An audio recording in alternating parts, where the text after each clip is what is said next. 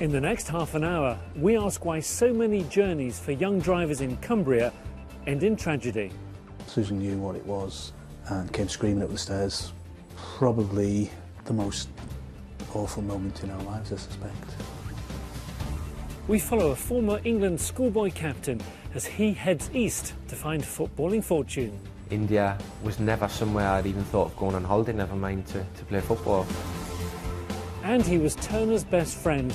Now the painter from Sunderland is finally in the spotlight. They say 5,000 oaks went into making that ship. To be absolutely honest, before I started working on the film, I hadn't actually heard of Clarkson Stanfield. And I'm an art historian. I'm Chris Jackson, and this is Inside Out.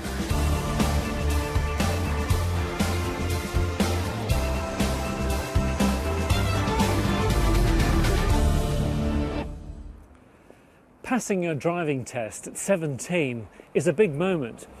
But when Cumbria's young people get behind the wheel, they have a label nobody wants. This county has the highest rate of youngsters killed or seriously injured on England's roads. Danny Crates investigates how to tackle it head on.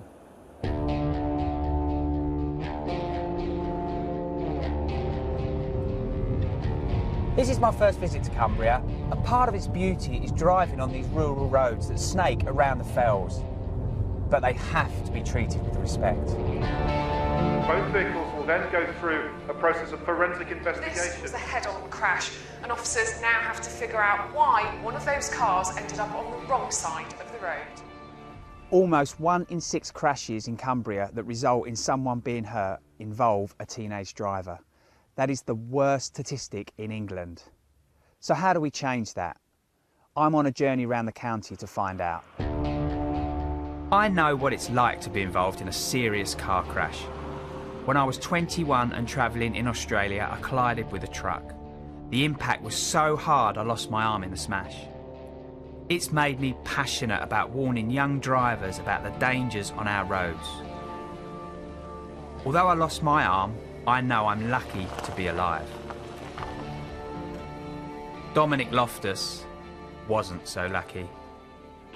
Dominic was one of those people, in fact he's the only person I know that was actually comfortable in his own skin, who often put other people's needs in front of his own.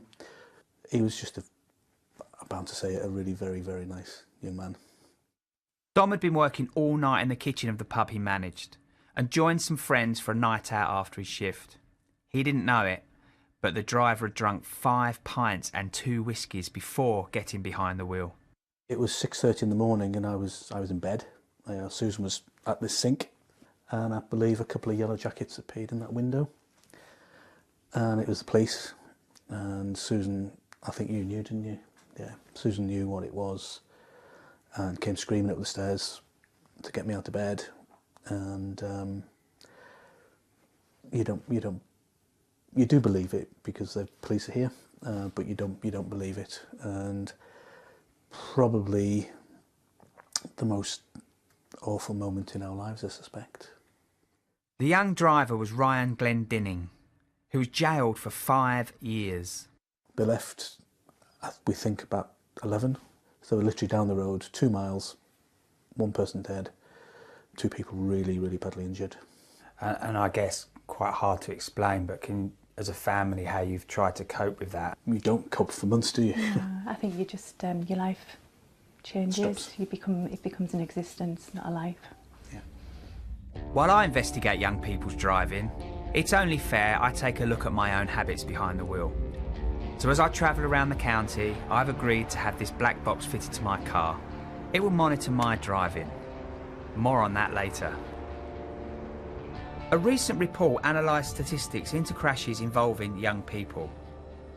It concluded that a new, more rigorous testing period for new drivers, called the Graduated Driving Licence, would make our roads safer.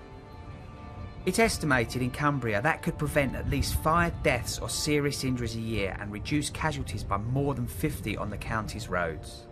Before taking the test, you would have a more structured period of learning, so a minimum number of hours.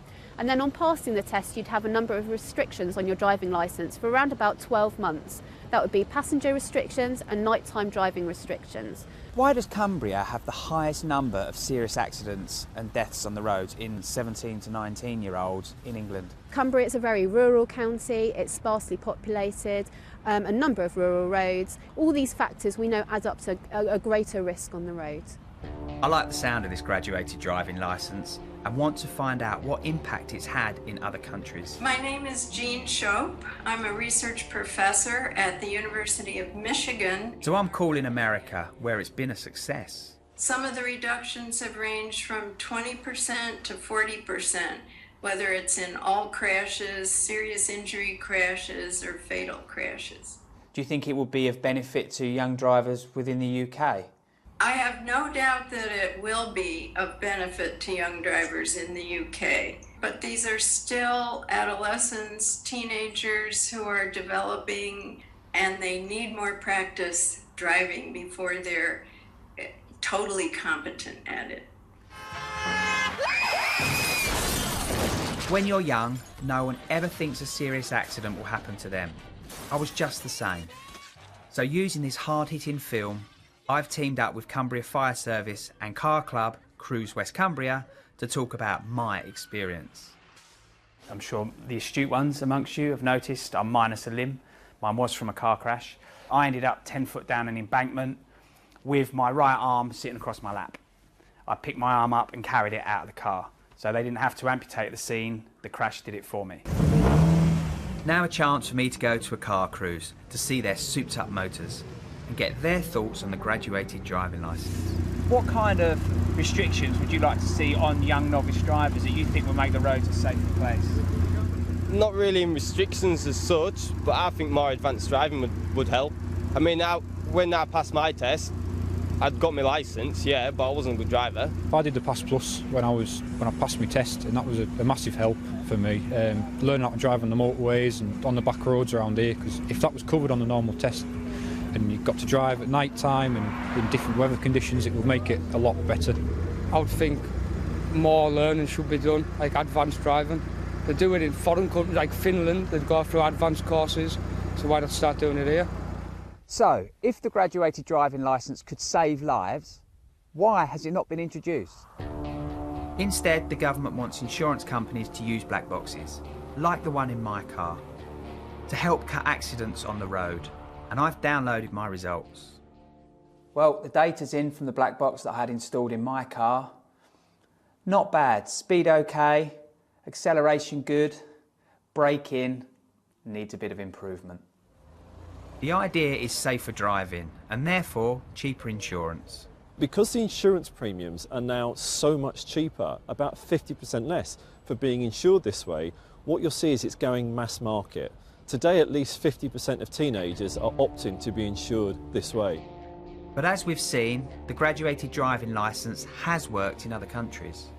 I wanted to speak to the government about why, despite all the research, both here and abroad, the Department for Transport has no plans to introduce the graduated driving licence and potentially save young lives.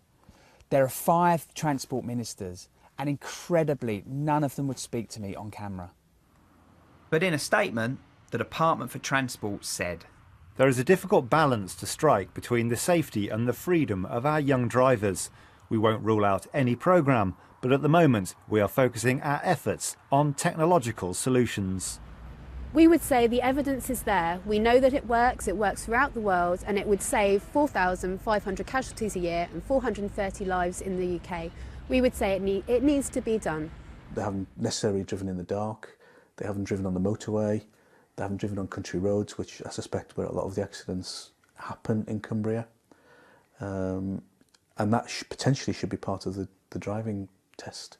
I think I'd welcome the driving test having a refresh. There's no doubt about that. What I wouldn't welcome is making life even harder for young drivers, because actually having a car is all about mobility. Life's hard enough as it is for young people at the moment, and if we're just going to make it harder, then no, I'm not supportive of that. So, let's see if the black box is the solution and can help reduce accidents. Personally, I'd like to see the graduated driving licence come in, protecting vulnerable young drivers as they start their life behind the wheel.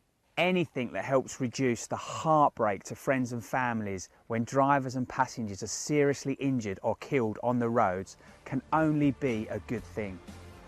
So what are your thoughts on how we can make our roads safer for young drivers? Let's chat. On Twitter, my hashtag is InsideOutCJ.